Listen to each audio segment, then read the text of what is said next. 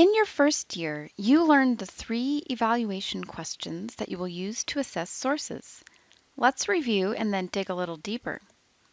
Remember that you can answer "what is it" fairly quickly, either by looking at a source type label within a database or doing a Wikipedia check on the source, or both. But you also want to answer "what is it" fully, as we did in the example from the IS 101 video. Rather than simply calling this source a news source as it was labeled in the database, we did a quick scan of the information on the page, plus a Wikipedia check to figure out that this is a student newspaper from Rutgers University. Answering "why do I care" tells you if you should bother any further with the source.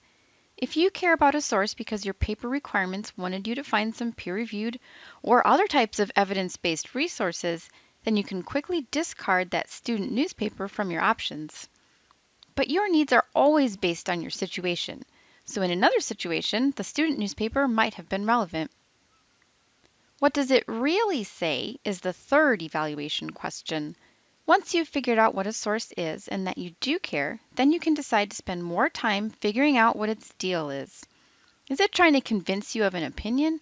Is it just trying to give you facts? Is something else going on? Whatever the purpose seems to be, even if the purported purpose is to be neutral, remember that no source is entirely neutral.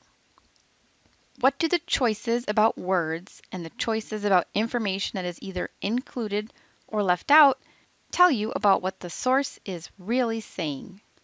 Let's give it some practice.